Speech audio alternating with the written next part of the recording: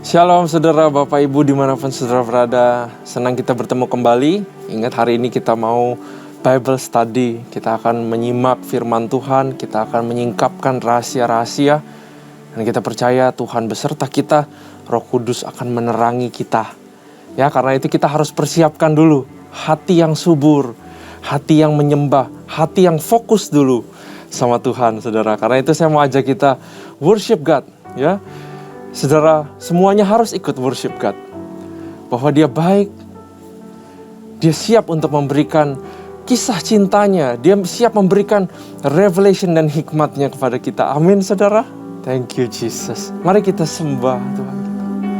Syaralayarabashe, Kau baik Tuhan, Kau indah, Kau mulia, pikiranmu tak terbatas Tuhan. We worship you, we worship you. Yaralayarabashe, Yaradabayarabashe. Oh Tuhan, haleluya, haleluya. Syukur bagimu Bapa. Sekalipun ku berjalan dalam lembah kelam, namun tanganmu selalu menopang hidupku. Amin. Saat ku dalam ketakutan, Kau hadir di sisiku.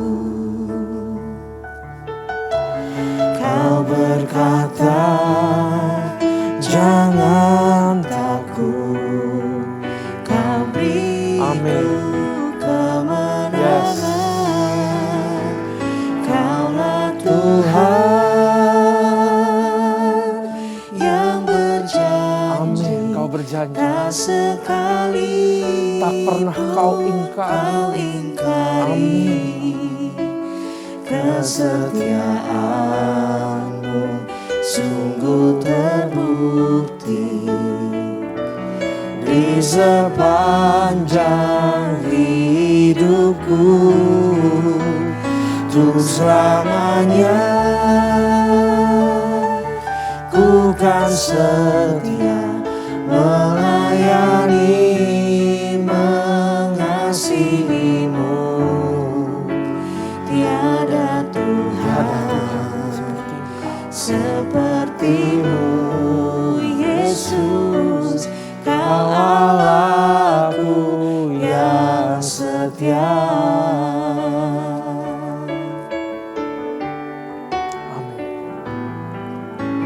Sekalipun ku berjalan dalam lembah kelam, namun tanganmu selalu menopang hidupku. Yes, Jesus. Saat ku dalam ketakutan, Kau hadir di sisiku. Selalu hadir di sisi. Kau berkata, jangan takut, Kau beriku kemenangan. Kaulah Tuhan yang berjanji, tak sekalipun Kau ingkari. Kesetiaanmu sungguh terbukti di sepanjang hidupku. Untuk selamanya ku kan setia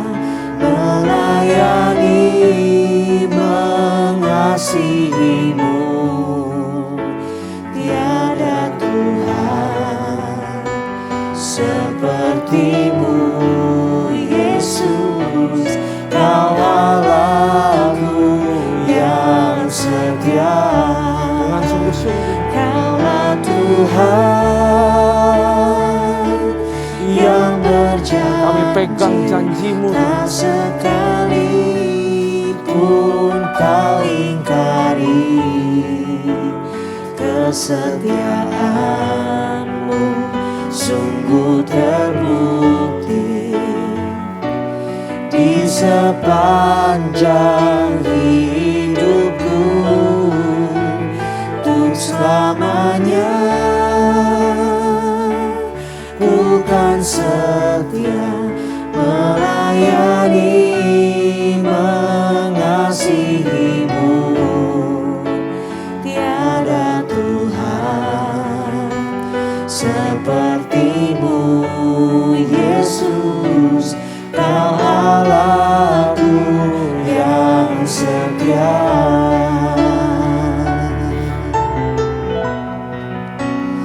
Kaulah Tuhan yang berjanji, tak sekalipun kau ingkari kesetiaan-Mu sungguh terbukti di sepanjang hidupku untuk selamanya. Ku kan setia melayani, mengasihi-Mu. Tiada Tuhan seperti-Mu, Yesus. Kau Allahku yang setia. Tiada Tuhan seperti-Mu, Yesus. Kau Allahku yang setia. Tiada Tuhan seperti-Mu, Yesus. Kau Allahku yang setia. Mari kita sembah Tuhan. Kau baik Tuhan, janji-Mu ya dan amin. Kami pegang janji-Mu Tuhan, kami mau setia Tuhan. Kami mau melayani-Mu Bapa. Ya rada bashi, orala ya rada bashi. Kami muliakan, kami puji Allah segala Allah. Kau baik, Kau Allah yang setia, Kau Allah yang mulia. Kaulah segalanya Tuhan. Ya Rabbi. Bila Engkau tak besertaku, Kami gak mau berjalan. ku tak mau berjalan. Ku perlu Tuhan, pimpin langkahku dengan kasih karunia-Mu. Pimpin langkahku setiap waktu, berjalan dalam Roh-Mu. Nyatakan Tuhan kemuliaan-Mu, dan berjalanlah denganku. Bila Engkau tak besertaku, ku tak mau berjalan. Kami butuh firman-Mu. Ku perlu Tuhan, pimpin langkahku dengan kasih karunia-Mu. Pimpin langkahku setiap waktu, berjalan dalam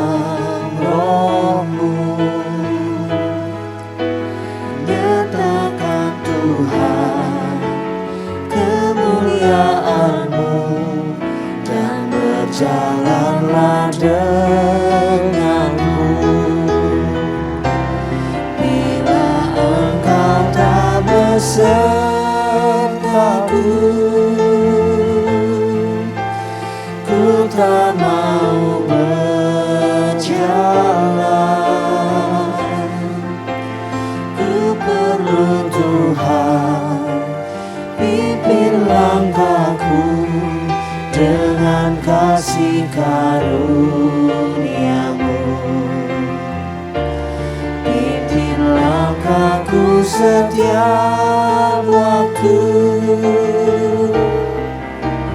berjalan dalam Roh-Mu, nyatakan Tuhan kemuliaan-Mu, dan berjalanlah denganku. Nyatakan Tuhan kemuliaan-Mu, dan berjalanlah denganku. Nyatakan Tuhan kemuliaan-Mu, dan berjalanlah denganku. Ya Radabashi, Orala ya Radabashi, berjalanlah dengan kami, pimpinlah langkah-langkah kami Tuhan. Kami butuh firman-Mu Tuhan. Ya Radabashi, Ya Radabashi. Thank you Jesus, thank you Lord. Bapak, kami butuh Engkau. Kami butuh firman-Mu. Kami butuh kasih karunia-Mu. Kami butuh bimbingan, arahan. Kami butuh teladan-Mu, Tuhan, untuk berjalan di dalam dunia ini. Kami mau jadi terang dan garam, ajari kami. Kami percaya Kau Allah yang setia, tidak pernah meninggalkan sampai detik ini. Karena itu Roh Kudus pimpin kami dalam pembelajaran hari ini, Bible study hari ini. Keluaran 9. Kami pengen Tuhan dapat hal-hal ajaib dari kata-kata yang akan kami baca dari kitab suci ya Bapak. Karena itu gemburkan hati kami, singkapkan kami ya Roh Kudus. Supaya kami benar-benar mengerti, paham, bisa mempraktekkan. Dan lebih dari itu, kami jadi orang-orang yang cinta akan firman-Mu Tuhan. Terima kasih Bapak. Hanya di dalam nama Tuhan Yesus Kristus kami berdoa, kami mengucap syukur, kami siap untuk belajar. Haleluya. Amin. Sekali lagi shalom, salam damai sejahtera ya saudara dan sukacita bagi kita semua. Hari ini kita akan belajar Keluaran 9 saudara. Kitab suci selalu punyai hati yang gentar. Gentar bukan artinya takut ya saudara. Tapi hati yang hormat, sikap yang hormat dalam baca firman Tuhan. Karena firman ini adalah firman yang hidup. Karena itu hendaklah saya selalu ingatkan bahwa waktu baca firman Tuhan harus humble. Amin saudara. Jangan kita rasanya tahu semuanya saudara. Waktu saya persiapkan, saya sering baca tulah saudara, Keluaran 9 ya. Exodus kitab yang luar biasa sekali. Tapi saya coba kosongkan diri. Seperti anak kecil yang baca, humble di hadapan Tuhan. Ya, mau dengar, mau excited sama firman Tuhan. Karena firman ini luar biasa. Dan kosongkan diri kita, hati kita dari konflik atau yang gak benar di hadapan Tuhan. Minta ampun sama Tuhan. Bapa ampuni kami kalau kami ada berbuat salah. Kami mau belajar firman-Mu. Supaya firman-Mu jadi buah. Dan tanah hati kami tidak berbatu-batu. Ya. Dan juga jangan lupa untuk kita selalu berdoa sama Roh Kudus. Roh Kudus singkapkan kami atas kebenaran-Mu. Terangi kami dengan hikmat yang baru. Dengan pencerahan yang baru. Supaya kami bisa melihat kebenaran yang bisa menuntun kami kepada kekudusan ya Bapa. Terima kasih Tuhan, hanya dalam nama Yesus kami siap baca. Amin. Saudara, mari kita baca Keluaran 9 kali ini tulah yang kelima sampai dengan Tulah yang ketujuh. Tulah kelima, penyakit sampar pada ternak. Ayat 1, berfirmanlah Tuhan kepada Musa, pergilah menghadap Firaun dan bicaralah kepadanya, beginilah firman Tuhan, Allah orang Ibrani, biarkanlah umatku pergi supaya mereka beribadah kepadaku. Sebab jika engkau menolak membiarkan mereka pergi dan masih menahan mereka, maka ternakmu yang ada di padang, kuda, keledai, unta, lembu, sapi, dan kambing domba akan kena tulah Tuhan, yakni kena penyakit sampar yang dahsyat. Dan Tuhan akan membuat perbedaan. Wah, luar biasa banget Tuhan ini, bisa bedain ternak. Tuhan di sini mau kasih tahu kita, saudara, Dia Tuhan yang Maha Tahu. Amin. Perbedaan antara ternak orang Israel dan ternak orang Mesir, sehingga tidak ada yang akan mati seekor pun dari segala ternak orang Israel. Selanjutnya Tuhan menentukan waktunya, firman-Nya, besoklah Tuhan akan melakukan hal itu di negeri ini, dan Tuhan melakukan hal itu keesokan harinya. Segala ternak orang Mesir itu mati, tetapi ternak orang Israel tidak ada seekor pun yang mati. Lalu Firaun menyuruh orang ke sana, dan sesungguhnya lah dari ternak orang Israel tidak ada seekor pun yang mati. Tetapi Firaun tetap berkeras hati dan tidak mau membiarkan bangsa itu pergi. Tulah ke-1 sampai tulah ke-4, Firaun mengeraskan hati. Tulah kelima, Firaun juga mengeraskan hati. Firaun dari awal hatinya sudah keras. Begitulah sifat manusia. Kalau nggak ikut Tuhan, kalau ikut dunia hidup, hati pasti menjadi keras. Kalau sudah menjadi keras, Roma 1 bilang bahwa Tuhan menyerahkan kita kepada hawa nafsunya. Makanya nggak ketemu orang-orang yang bisa ditolong, saudara. Ada orang-orang yang susah untuk dikasih tahu dan ditolong. Karena itu kita butuh Tuhan. Ya, tulah kelima berbicara mengenai penyakit sampar, saudara. Sampar itu penyakit pes, ya, dari bakteri Yersinia pestis, saudara. Ini adalah penyakit infeksi bakteri yang bisa mematikan, sangat mematikan binatang dan juga bisa mematikan manusia, saudara. Dan yang ajaibnya, Tuhan bilang ini ada tulah kelima, artinya ternak mati. Kamu nggak bisa makan loh di Mesir, kata Tuhan. Tapi Firaun mungkin karena dia memang orangnya jahat, dia pikir, ya nggak apa-apa. Kan orang Israel punya ternak masih ada, bisa aku ambil juga. Punya mereka kan punya aku kan diktator, aku raja. Ya, mungkin Firaun berpikir begitu. Tapi mungkin juga Firaun memang sudah dari awalnya keras hati. Ya terserah Tuhan mau apa. Cuman ternak. Saya mah bisa lah lawan. Nah itu kan adalah sikap hati atau sikap hidup yang memang nggak jalan sama Tuhan kan. Ya kalau kena bencana, kena aja nggak apa-apa. Toh aku sampai sekarang survive, aku jadi raja kok, gitu.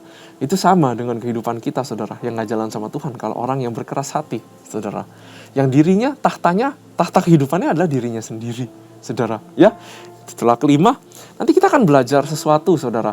Kita baca dulu dari tulah kelima, ke-6 dan ke-7. Nah, nanti saya akan share beberapa hal yang saya dapatkan, saudara. Saya harap saudara bisa dapat hal yang lebih banyak daripada saya, ya. Amin. Nah, di sini Tuhan bilang ternak Israelnya itu nggak bakal mati. Artinya Tuhan tahu, saudara, yang mana yang Israel, yang mana yang bukan. Hebatnya Tuhan kita. Lewat kejadian tulah kelima, semua orang lihat bahwa Tuhan Allah Abraham, I am what I am. Aku adalah aku itu adalah Tuhan yang Maha Tahu. Dia sudah lihat ke depan. Betapa aman dan tenangnya kehidupan kita, saudara. Kita lihat Tuhan yang Maha Tahu. Kalau saya baca firman Tuhan, saudara, waktu saya dapatkan Tuhan yang Allah Maha Tahu, maka saya akan pergi ke cari-cari referensi di ayat-ayat lain tentang Tuhan Maha Tahu untuk meneguhkan dan menambahkan value tentang Tuhan yang Maha Tahu. Tapi kita hari ini gak akan melencong kemana-mana ya, saudara. Tapi saya encourage kita semua, kalau kita dapat hal tentang sesuatu, maka ulaslah itu, terus-menerus gali sampai saudara mengerti Tuhan yang Maha Tahu. Ya. Nah, mari kita lanjut baca tulah ke-6. Yaitu yang dikatakan di sini adalah barah.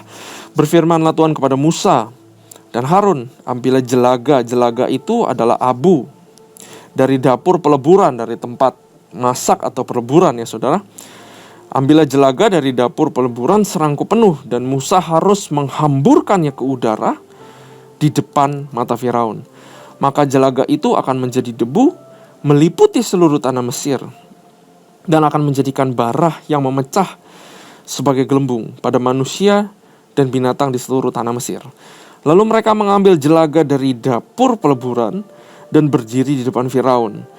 Kemudian Musa menghamburkan ke udara, maka terjadilah bara yang memecah sebagai gelembung pada manusia dan binatang, sehingga ahli-ahli itu tidak dapat berdiri di depan Musa karena bara-bara itu. Sebab ahli-ahli itu pun juga kena bara yang sama seperti semua orang Mesir. Tetapi Tuhan mengeraskan hati Firaun sehingga ia tidak mendengarkan mereka, seperti yang telah difirmankan Tuhan kepada Musa. Percuma ahli-ahli ada di situ, saudara. Karena rencana Tuhan, pekerjaannya tidak bisa diberhentikan sama ilmu-ilmu hitam. Ini sebenarnya memberikan kita juga pengertian bahwa kalau namanya di dalam Tuhan dibungkus oleh darah Yesus, ahli-ahli sehebat apapun, dukun-dukun sehebat apapun, tidak bisa menyerang atau melukai umatnya Tuhan. Kalau saudara ingat cerita Bileam, umat Israel dikutuk, malah kutuknya keluar, saudara. Tapi baliknya menjadi berkat buat kita. Itulah nasib orang yang mengikuti jejak kakinya Tuhan Roh Kudus. Bahwa kutuk pun akan patah. Ahli-ahli sihir akan patah. Jadi kita orang Kristen juga jangan percaya sama hal-hal seperti itu, saudara. Amin. Ya, bara ini adalah seperti bisul-bisul kemerahan yang seperti kayak melepuh dan dia keluar nanah. Nah, bayangin satu negara orang Mesir kena itu. Seluruh kegiatan berhenti. Negaranya itu berhenti, saudara. Nah, tapi hal yang menarik di sini adalah Tuhan mengeraskan hati Firaun. Tadi di tulah kelima kita melihat Firaun mengeraskan hati. Tapi kali ini Tuhan yang mengeraskan hati Firaun. Saudara, nanti kita akan belajar di akhir bahwa Tuhan ini nggak main hakim sendiri loh, saudara. Karena pada awalnya Firaun hatinya memang sudah keras. Dan justru karena kekerasan hati Firaun dan bangsa Mesir, kuasa Tuhan bisa menjadi lebih kontras kelihatan untuk kemuliaan Dia dan untuk supaya umat Israel lihat bahwa Tuhan yang mau menolong mereka itu Tuhan yang number one. Kalau Firaun tidak berkeras hati, baru diancam sedikit, baru dikasih tahu sedikit, dia udah pergi orang Israel. Nah, bangsa Israel itu nggak bisa berubah perspektifnya. Bayangkan bangsa Israel itu 400 tahun dalam perbudakan. Mereka udah generasi ganti generasi. Sehingga mereka sudah tidak tahu lagi Allah yang disembah sama leluhur mereka itu bisa apa, saudara. Karena itu Tuhan perlu tunjukkan kepada mereka. Justru karena bangsa yang keras hati ini dipakai sama Tuhan, sehingga kuasa itu bisa menjadi kontras. Dan keagungan Tuhan dipermuliakan, dipertontonkan di depan mata umat Israel. Sebenarnya tulah-tulah ini, kenapa tulah sih? Karena ini membuat mata orang Israel itu heran. Matanya harus dibukakan dengan keheranan Tuhan. Bukankah kita juga sama begitu? Beberapa dari kita ikut Tuhan karena kita heran sama Tuhan. Tulah ini tidak menyerang orang Israel. Dia melihat bahwa Allah Abraham, Allah Ishak, Allah Yakub sekarang membantu mereka berperang. Bayangkan 400 tahun rohani itu sudah down. Dan sekarang imannya mulai dibangkitkan oleh Tuhan. Karena melihat kuasa mujizat yang luar biasa daripada Tuhan. Amin. Tuhan itu ajaib. Rencananya itu gak ada yang main-main. Rencananya itu gak ada yang cuman sia-sia.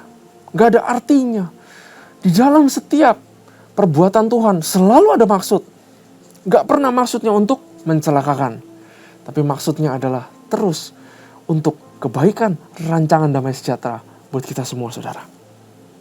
Ya, kita lanjut. Kita habiskan dulu, saudara, tulah ketujuh, yaitu hujan es. Nah, mari kita baca.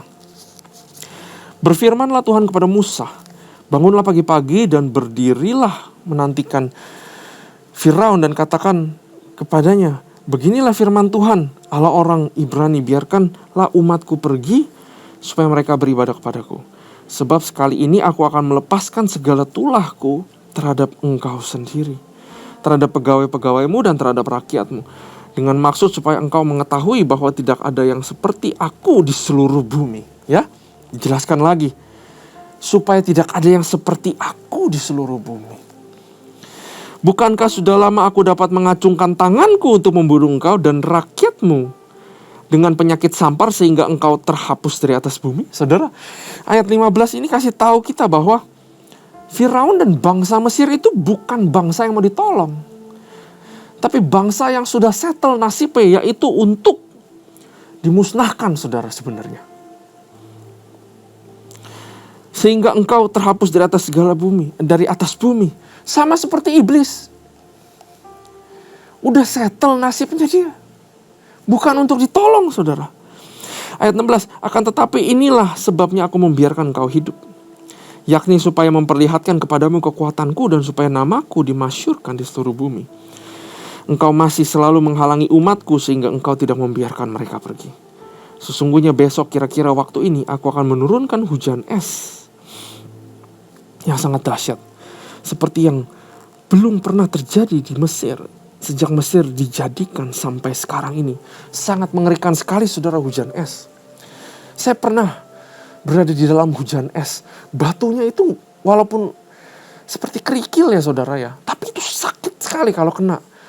Dan kadang-kadang ada batu yang besar itu bisa sampai pecahin kaca mobil, saudara. Bayangin satu kota diserang sama hujan es. Betapa besar kehancuran yang terjadi. Ayat 19. Oleh sebab itu ternakmu dan segala yang kau punyai di padang disuruhlah dibawa ke tempat yang aman. Semua orang dan segala hewan yang ada di padang dan tidak pulang berkumpul ke rumah akan ditimpa oleh hujan es itu sehingga mati. Saudara, Tuhan ini ajaib sekali pribadinya. Dia bilang, dia masih kasih kemurahan hati di sini. Kamu bisa ngumpet. Dikasih waktu 1 hari untuk dia gak kena hujan es. Ya, Tuhan memberikan tulah, mau menghukum, mau membentuk umat Israel, tapi di samping itu dia juga ada kemurahannya yang gak bisa hilang dari pribadinya, saudara. Ayat 20, maka siapa di antara para pegawai Firaun yang takut kepada firman Tuhan, katanya, menyuruh hamba-hambanya serta ternaknya lari ke rumah.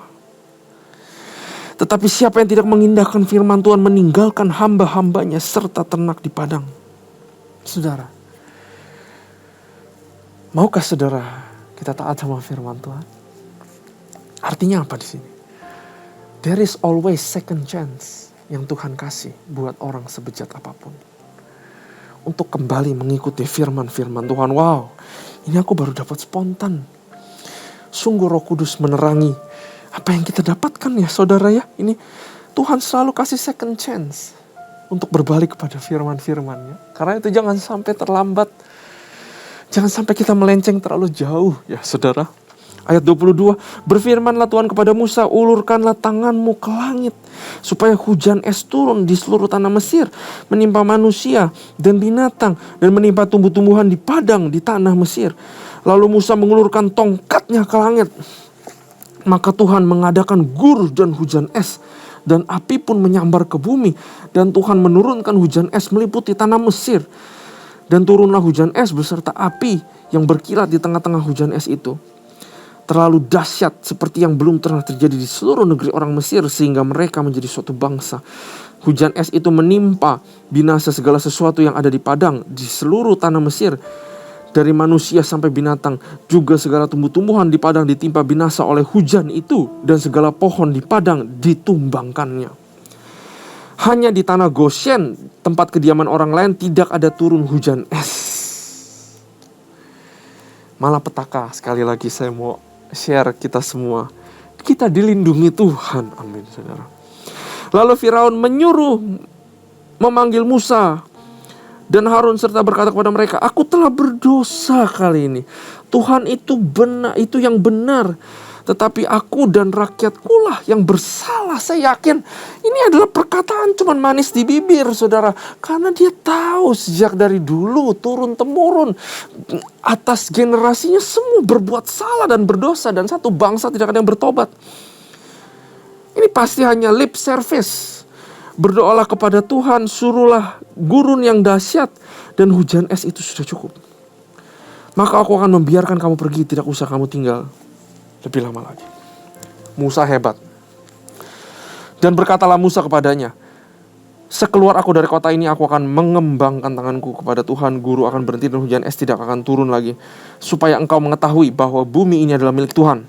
Tetapi engkau dan para pegawaimu, aku tahu bahwa kamu belum takut kepada Allah. Saudara, gak ada yang namanya orang bertobat lalu cepat-cepat minta bayarannya, saudara. Bertobat ya bertobat.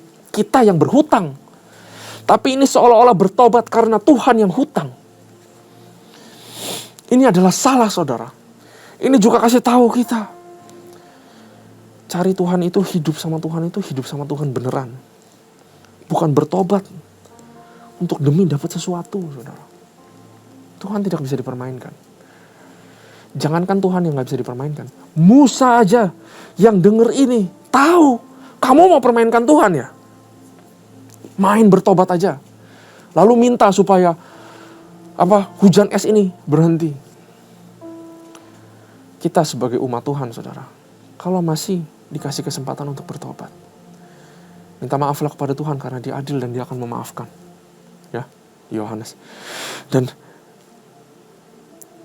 marilah kita gunakan kesempatan itu, jangan sia-siakan sebelum terlambat. Kalau kita masih dikasih second chance, itu puji Tuhan untuk bertobat dan kembali jalan. Amin, saudara. Ayat 31. Tanaman rami dan jelai telah tertimpa binasa, sebab jelai itu sedang berbulir dan rami itu sedang berbunga. Tetapi gandum dan sekoi tidak tertimpa binasa, sebab belum lagi musimnya. Lalu keluarlah Musa dari kota itu meninggalkan Firaun. Dikembangkannya lah tangannya kepada Tuhan, maka berhentilah guruh dan hujan es. Dan hujan tidak tercurah lagi ke bumi. Tetapi ketika Firaun melihat bahwa hujan es dan guru telah berhenti, maka teruslah ia berbuat dosa. Saudara, makanya waktu Tuhan panggil Musa, Dia bilang, ini bangsa, ini Firaun gak bakal bertobat. Sampai tulah ke-10 anak Firaun mati pun dia pura-pura. Waktu umat Israel keluar, dia berubah pikiran, benar gak? Dia kejar lagi. Jadi ini adalah pattern yang Tuhan sudah tahu. Ia tetap berkeras hati, baik ia maupun para pegawainya. Lihat, rajanya kayak begitu, pegawainya juga begitu. Berkeras hatilah Firaun, sehingga ia tidak membiarkan orang Israel pergi, seperti yang telah difirmankan Tuhan dengan perantaraan Musa. Saudara, banyak banget ya yang kita belajar. Firaun itu pemimpin yang diktator, jahat, evil, saudara. Dari bawaannya memang sudah jahat. Dia adalah lambang atau ilustrasi iblis, saudara. Yang memperbudak kita. Ya, yang menggunakan dosa kita sebagai alat untuk merantai kita. Itu Firaun. Dari awal niatan nasibnya udah settle untuk binasa karena perbuatannya sendiri. Tuhan gak perlu matiin dia, tunjuk dia, tapi nanti dia sendiri mati, saudara. Tenggelam. Bangsa ini bangsa yang jahat. 400 tahun memperbudak Israel.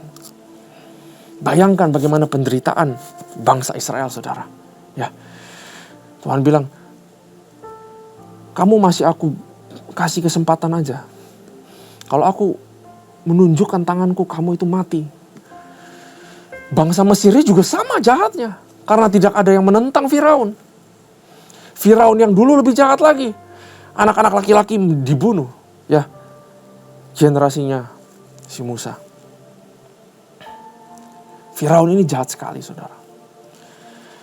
Karena itu, dalam konteksnya ini,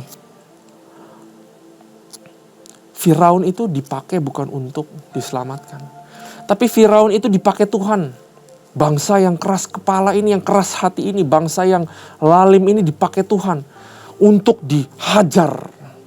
Supaya bangsa Israel lihat, kalau berkhianat di hadapan Tuhan, kalau gak main-main jalan sama Tuhan, ya, mata ganti mata, gigi ganti gigi. Itu yang ada di Perjanjian Lama. Umat Israel dikasih tahu. Ini adalah dikasih tahu profetik akan covenant yang akan datang. Mereka akan bikin covenant sama Tuhan. Kalau kamu lakukan, kamu dapat berkat. Kamu lakukan, kamu ini.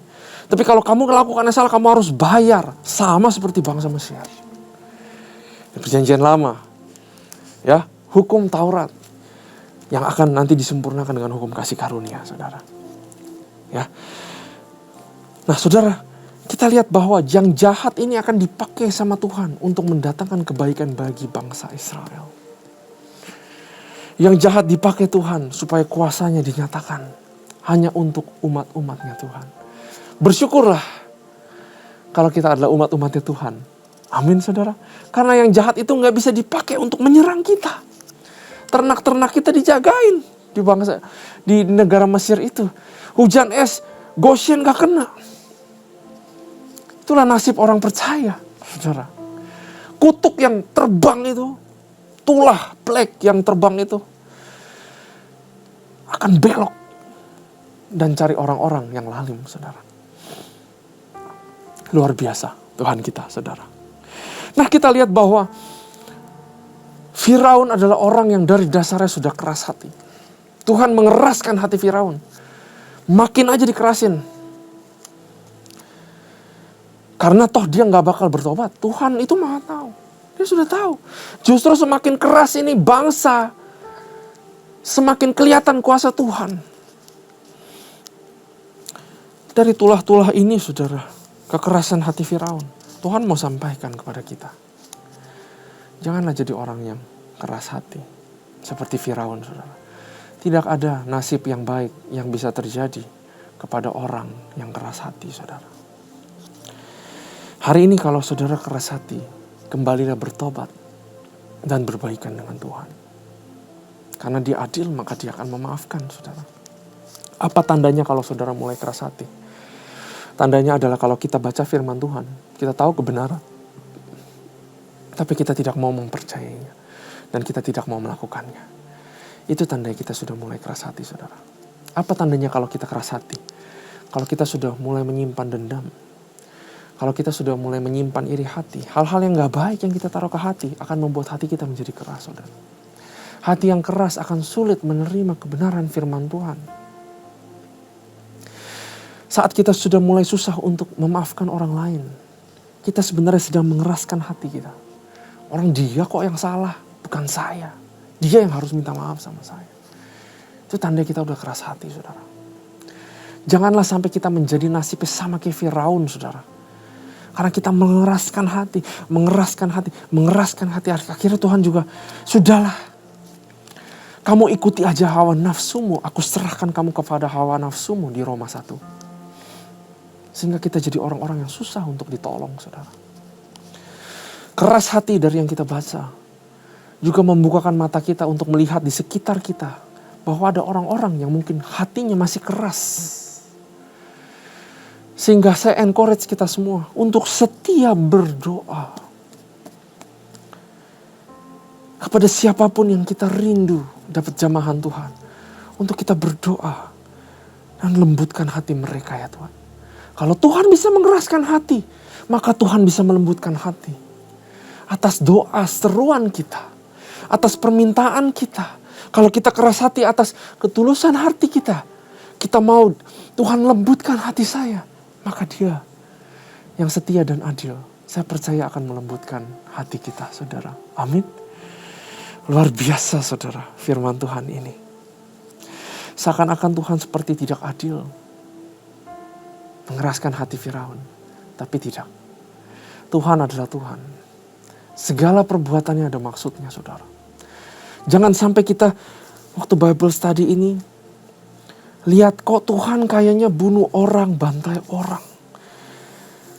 Jangan sampai pikiran kita dikelabui iblis sehingga kita bilang, Tuhan kok begini? Ya, kalau saudara baca Roma 9, Paulus menjelaskan kembali tentang peristiwa ini. Dan Paulus cuma bilang, Tuhan ya Tuhan, dia punya hak prerogatif. Dia punya hak mutlak, dia mau perbuat apa. Tapi yang aku tahu, rancangannya adalah rancangan damai sejahtera dan bukan rancangan kecelakaan. Justru dia perlu bangsa Mesir dan Firaun untuk menyatakan kemuliaannya, saudara. Tuhan gak main hakim sendiri. Segala perbuatannya pasti ada maksudnya. Yang perlu kita terus stay di dalam framework supaya gak keluar adalah Tuhan itu baik, adil, dan setia. Kalau kita tahu pribadi Tuhan yang seperti ini, maka waktu kita baca Alkitab, kita gak akan keluar dan kita gak akan menjadi sesat. Kita gak akan melenceng dari konteksnya, saudara. Bahwa Tuhan itu adalah Tuhan yang baik, setia, dan Tuhan yang adil, saudara.